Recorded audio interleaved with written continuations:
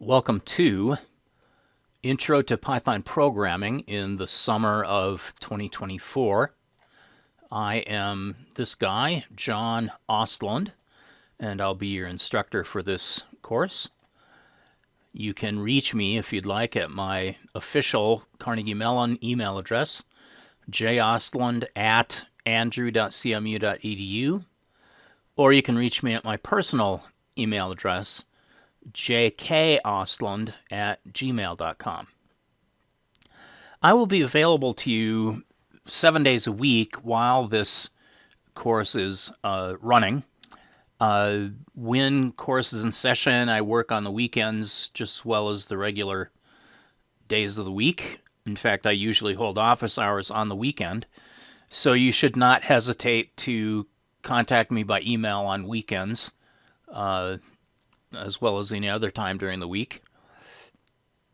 I typically get started a little bit before 10 o'clock in the morning and go until around 9 o'clock at night, sometimes a little earlier than 10, sometimes a little later than 9. There are going to be a couple of days, let me think now. Actually, I think this class will be over before I have to do any traveling. So I should be available to you, all the time. I will have video office hours by Zoom on Sunday morning, my time, from 10 a.m. to noon, and on Sunday evening at 8 p.m. to 10 p.m.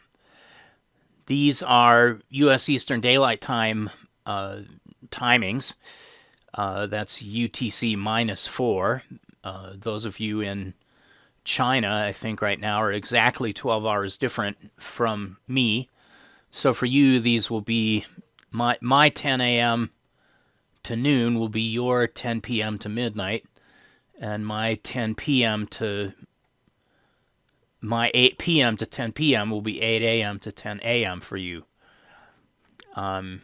In any case, you can look at the Zoom section on Canvas, and you will see the Zoom links for the office hours every Sunday, both morning and evening. Okay. Now, we will have a final exam online. That's a 1-hour exam, mostly multiple choice, true, false, fill in the blank kinds of questions. It's a 1-hour exam, but because we all have differing schedules and differing conflicts going on during the summer, you'll actually have a 48-hour period, both Monday and Tuesday, July 29 and July 30. Again, that's my time, so for you, I think that will be, depending on where you are in the world, that may be from sometimes the middle of the day, Sunday, through the middle of the day, Tuesday. In any case, okay. I am ably assisted by a couple of teaching assistants for this course, and you can reach them at these email addresses. They will be mostly expected to help me with grading homework assignments. If they wish to, they can also hold office hours by Zoom, but I don't... What's going on? Come on, mouse. They may have office hours by Zoom, but I don't require them to do that. So that's up to them as whether they want to do that or not. All right, onward ho.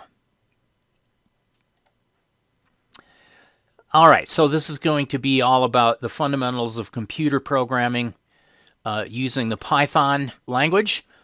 The release of Python that we'll be using is called 3.11. I think there is probably a 3.12 available, but we will be sticking with 3.11. Let me drop down to the software section here. In particular, I would like you to download and install something called Anaconda version 2024.02, which was released in February of 2024. And instructions for doing that are shown in this YouTube video here. So after you have watched this welcome video and syllabus review, you can follow through that video to get Anaconda installed. Anaconda is a big package that includes Python itself, as well as a whole bunch of editors and libraries and documentation and other kinds of tools. Okay, I'm going to just let you read the rest of the description. There are online resources and textbooks that you can refer to for additional information outside of the course notes. None of this is required, and unfortunately, textbooks are often expensive. There's a very good book that's often used as a college textbook by Tony Gaddis called Starting Out with Python, but that thing costs about $120, so maybe you can find a used copy for less if you want to have a book. There's also a really excellent book called Python for Data Analysis, which is available for free online through the Carnegie Mellon University library. There's also another book that's available online called Automate the Boring Stuff with Python, which may be at a little bit more appropriate level for this course as opposed to the data analysis course. And if you search around online, you can find that for free. The author just makes that available on the web for free. Okay. Now, the grade that you receive, although realistically this is realistically a pass-fail course. I will give you a grade, but this course does not show up on your transcript, and your performance in this course, you need to pass, but your performance in this course will not be recorded in your Carnegie Mellon GPA. The things that you're responsible for doing are homework on a weekly basis, quizzes on a weekly basis, and then a final exam at the end of the course. Now, for each homework assignment, I ask everyone in my course to work on homework assignments in teams, usually teams of 2 people. If we have an odd number of people, then obviously I'm going to have at least one team of 3 people. The idea here is that you should try to do as much of the homework yourself as you can initially, but then once you have gone through the homework yourself, if you get stuck on anything, you can certainly ask your teammates. You can ask me for help. You can ask the TAs for help. You can ask anybody at all for hints or help. And then compare what you have done in your homework solution with what your teammate or teammates have done. And then between you and your team, one member of the team will submit the homework on Canvas on behalf of the team members. So if there are 2 of you, you can decide whether you want to submit team member A's homework or team member B's homework, or you might decide to create a solution that combines good ideas from both teammates, and then zip that up, whether it's one file or multiple files, upload that to Canvas, and then that will be graded. Now, the scores are from 0 up to 100 points, and if your team scores a 90 or better on the homework, you will get an A for that homework assignment. Because we ask everybody to work in teams and we allow people to ask people even outside of their teams for hints and assistance, we sort of expect that everybody will end up getting an A on each homework assignment. If you do get stuck, for heaven's sake, don't flounder around lost. Ask your teammate for some help. Ask me. Ask the TAs for some help. Ask other people that you know for help. Now, there are also labs available, which are just sort of extra homework, if you will. We post the labs and the solutions to the labs simultaneously at the beginning of each week. And these things are not graded, but they can be useful as a way for you to review your understanding of the material. Each week there will be a quiz online.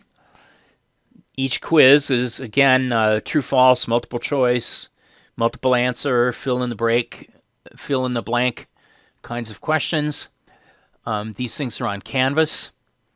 And to get an A on each quiz, you have to get a score of 87.5% or better of the points available for the quiz. Now, some quizzes are shorter, 15, 16 points.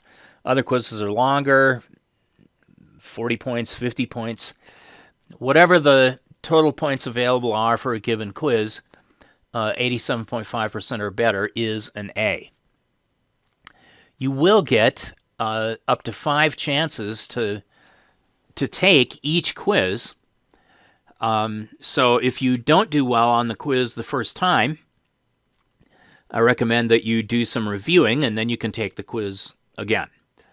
And you can, do that up to 5 times for each quiz. But each quiz does have a deadline associated with it, which will be the day after that week's homework assignment is due. So don't fall behind on these quizzes. Now, the quizzes make use of some examination software called Lockdown Browser and Respondus Monitor, which is designed to be blunt, to try to prevent cheating. So you will need to obtain and install Lockdown Browser, and you will need to have a working web camera on your system so that Respondus Monitor can observe your surroundings. There is this thing called the Lockdown Browser Test Quiz that you will find if you click Quizzes in Canvas. All right, here we have the Lockdown Browser Test Quiz. The purpose of this test quiz is basically just to check that your Lockdown Browser software is installed and working correctly, and that your webcam is working correctly. There are only 3 questions in this silly little quiz, and there's no score for this recorded as part of your performance for the course. It's just really to make sure that your quiz and final exam software setup is correct. Okay, so you can take that over and over again.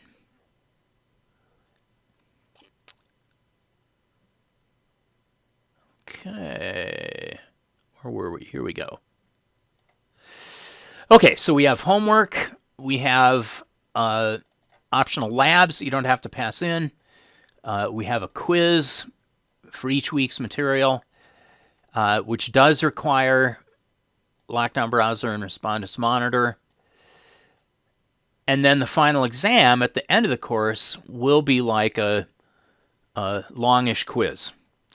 You have up to an hour to complete this final exam, and it'll be available for you to take on Monday and Tuesday my time, July 29th and July 30th.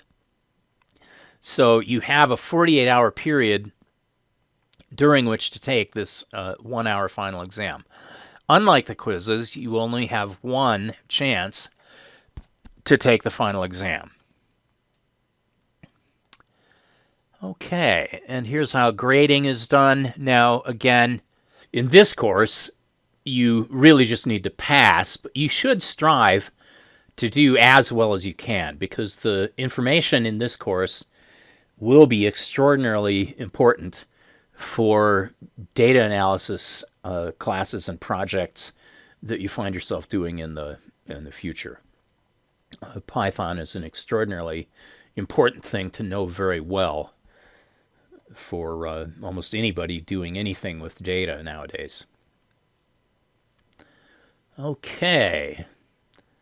I think I won't bother to read the learning objectives. You can read through that yourself.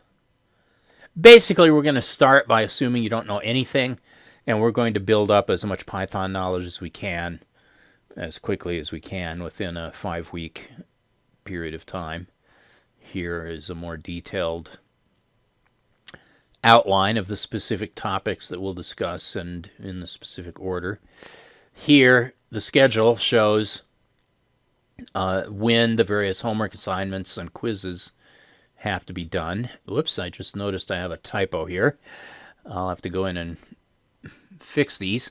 But homework 1 and quiz 1 for week 1, homework 2 and quiz 2 for week 2, homework 3 and quiz 3 for week 3, etc. And then the final exam on July 29 and 30. Homework assignments will always be due prior to midnight, and again, this is U.S. Eastern Daylight Time, on Monday. So you will have to translate that to, whatever 11:59 p.m. U.S. Eastern Daylight Time is to your time zone.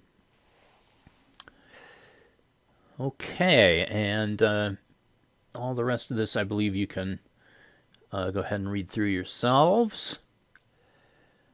If you have any questions about anything at any time, by all means, send me an email message. I monitor my email on a regular basis, all day, every day, and I will respond to you for certain within 24 hours. Usually I'm able to do much better than that. I have responded to email in the past in about 30 seconds in some cases, very often within an hour or 2 or 3. So, thank you for participating in the class, and I look forward to meeting you in person sometime at Carnegie Mellon this fall. Take care.